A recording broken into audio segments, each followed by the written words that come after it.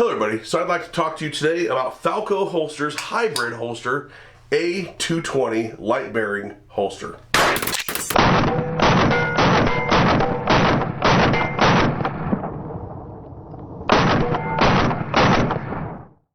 Now, I would normally do this type of review down on the table for you guys, but my table is full of stuff right now.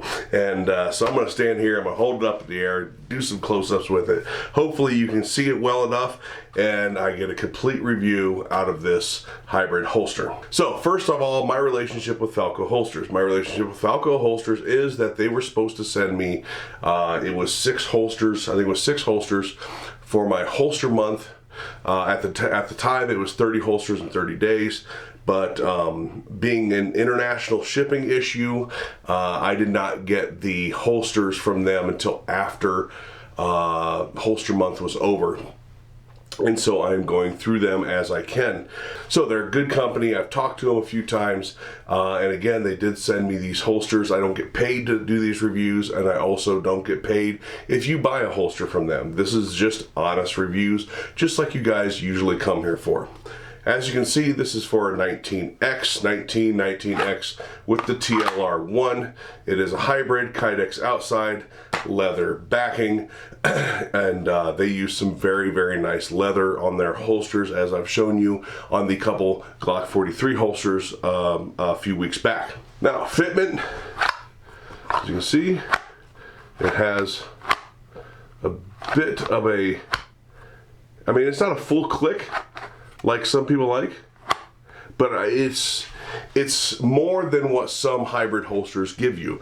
So that is a positive. It does have a little bit more positive retention than what some holsters of this style give you. Now, close up here of the Kydex is molded and formed as you would think. It really makes you think of the outside shell portion of the all Kydex outside the waistband holster. I think it's the C905, the one I reviewed the one I reviewed the other day. Go back and check that one out right here. So as you can see, the Kydex shell is riveted in. It cannot be replaced. It has metal clips that are non-adjustable. See that there? Metal clips that are not adjustable, and has a reinforced sweat guard, as you can see there. Lots of, and the sweat guard is made with the same leather and very good stitching and quality that we have seen through Falco products before. Now, one of the more interesting things I found is that, number one, it has all these holes through it, makes it a very breathable holster, right? Very, very breathable holster. And as you can see, I am having no problems bending this. It almost seems like it's almost too thin. Some may say that's true. I don't think so much. Now, one of the things that this admittedly much thinner leather has given you the ability to do is there's less break-in period. Now, if you remember some of my reviews of like alien gear and crossbreed, the leather, while very, very thick and very durable, is very stiff as well, and it takes a certain amount of break-in process that almost makes it hard sometimes for the pistol to go in and out. From day one, I never had that issue with the pistol really wanting to drag or dig into this leather material. So that is a plus for the more flexible, thinner leather. Another plus is the way it wraps around your body. It wants to wrap around your body. It didn't come flat, right? And you had to work it until it formed around your body and wear it. As soon as I put this on, it was broken into me, which is a plus in my opinion. Now, I don't have any shooting footage with me wearing this, although I have worn it a bunch of times, doing runs, errands. I've done a bunch of dry fire with it out in the backyard and in the house, things like that. You know, dry draw drills and stuff like that. And it's been a good holster for what I've used it for. However, you don't want to know what it's like to draw out of it. You don't want to know how it conceals or prints or anything. This is what you want to know. So I am wearing the Falco hybrid, and about to do the biggest test of all. Nobody really wants to know how it draws, right? Nobody really wants to know how it prints. Everybody really wants to know is, how does a fat guy fit in a small car with it?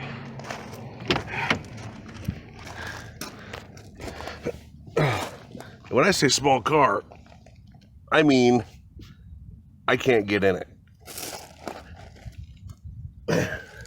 One of those cars that you have to duck to get into. And here I am. It feels fine. It really does. It feels okay. Like, it doesn't feel any different than it did in my truck. Because once you're seated, you're seated. So yeah. So yeah, even a fat guy getting into a little car with the flexibility of this thing makes it so it's actually quite comfortable to sit down with it. Granted, it was on the side, but even then, sometimes holsters, when you get into such a little cramped space, can get pretty uncomfortable. So I attribute their, number one, soft leather, but the flexible leather they chose to use for the backing for this, I attribute that comfort in tight areas to this. Now, rarely is it that I have a product that I can't find a con in. Sometimes it's a big deal, sometimes it's not. In this case, I think it's kind of two big deals, and that is the clips themselves and how they're mounted. So, as you can see here, the clip is pretty much the same clips that you find in many leather holsters that are woven in and out of the leather. It's just spring tensioned here, right? And it's actually somewhat painful to my thumb and finger to try to pry this out a little bit to get it over my belt. So that is a con. Number two, it's not adjustable. It's not adjustable for height. It's not adjustable for cant. It is sewn or is looped through here and riveted in. And in a market where your two biggest competitors, which would be Crossbreed and Alien Gear, where your two biggest competitors have adjustability here and a little bit easier to use clip, I would think that they would have stuck with what is working in the market. So that to me is the biggest downfall, really the only downfall of this holster. Have I needed it to be a different height or a different cant? No, I have not. But you're not me and I'm not you. You may.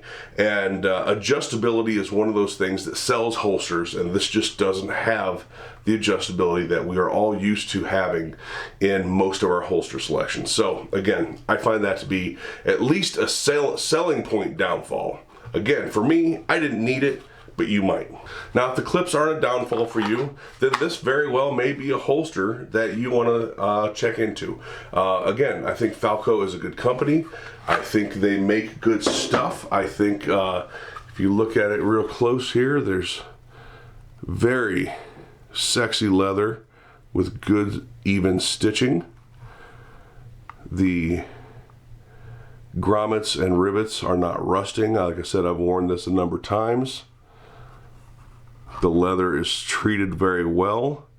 The edge is very softly buffed. The edges of the kydex are very nice as well. So the quality is there. The quality is just the quality that you would think you'd find in a Falco holster. Now, not knowing their full catalog, I'm just going to call this their a light bearing Glock holster, but check out the website, see if they have one for your gun. But that is my review of the Falco holsters hybrid light bearing Glock holster. Thanks for watching. Links below.